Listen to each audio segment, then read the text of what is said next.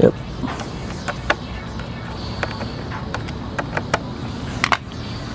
So it locks in like that. Give it a little pressure. And you lock in all the, tighten all the fasteners on both sides.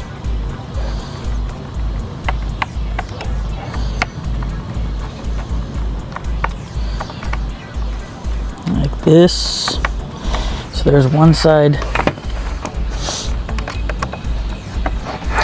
Put some more pressure.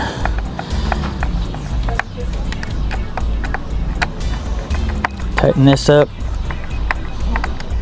Shooting. Tighten this up. Tighten this up.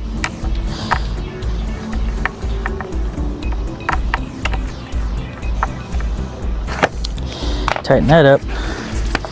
Goes from 10-inch capacity to 15-inch capacity, and then you loosen these on both sides and they move freely and they contour to what you're trying to get a shape of.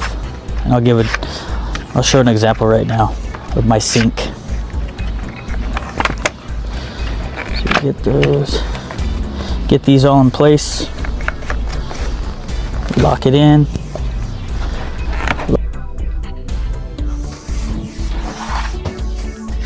Alright, so here's an example. As you see, these can't move because it's locked. So you unlock them. And then you just take this, start at the top, and push them. And it'll mold whatever you need to cut.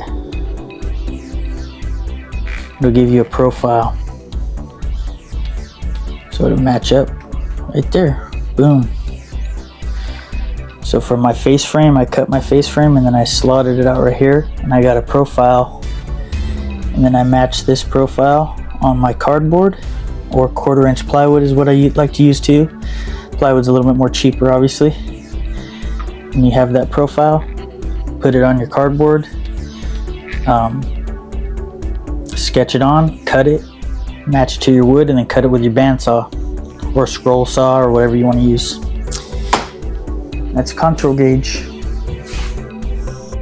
So right here's like a brief overview of the product, like I showed before, and then some more shots of what the possibilities are that you could do with this contour gauge. It's a really handy tool. I like it a lot to use for these type of applications. And then here's some shots of me with the cardboard and matching up the profile, putting my double-sided tape and then fastening it to the piece itself.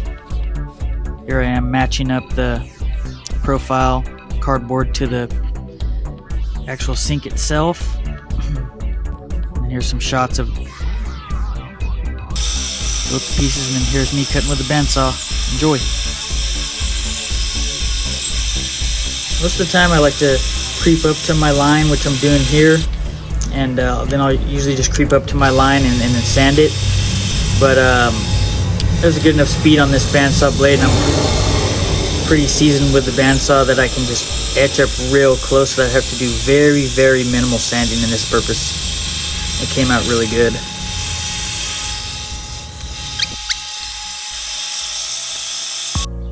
Here's all the pieces cut up and set to final dimension. I've done a lot, all the sanding that needs to be done, and I use pocket hole joinery, and here it is, mocked up against the sink for the face frame. Looking good.